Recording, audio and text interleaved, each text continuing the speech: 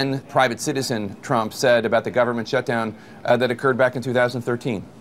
Problems start from the top, and they have to get solved from the top, and the president's the leader, and he's got to get everybody in a room, and he's got to lead. In 25 years and 50 years and 100 years from now, when the government is, when they talk about the government shutdown, they're going to be talking about the president of the United States. Who was the president at that time? Mm-hmm. They're not going to be talking who the head of the House was, the head of the Senate. The president has not called, quote, everybody in a room and led since the shutdown happened, as he called President Obama to do. He did put out some pictures, the White House did, of the president yesterday attempting to talk on the phone with individuals. Why not call everybody into a room and hash this out the way he said leaders do, the way he said presidents do?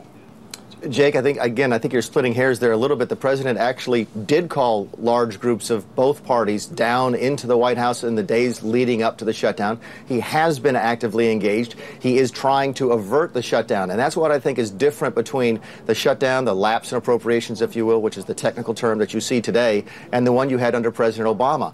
President Obama did not engage in that process. I know, I was there. I was in the precursor of the House Freedom Caucus back in 2013, and we never heard from the White House. We actually believe they wanted a shutdown. That's the difference here. President Obama wanted a shutdown so that he could weaponize it and make political points out of it, which is exactly what he did. We don't want the shutdown, and we're actively working to try, number one, to make sure it didn't happen in the first place. That failed. And we're actively working right now to make sure it doesn't last any longer than it absolutely has to. So that's a big difference between 2013 and 2016. You have a president doing now exactly what Citizen Trump said he would do in 2013 if he were in charge.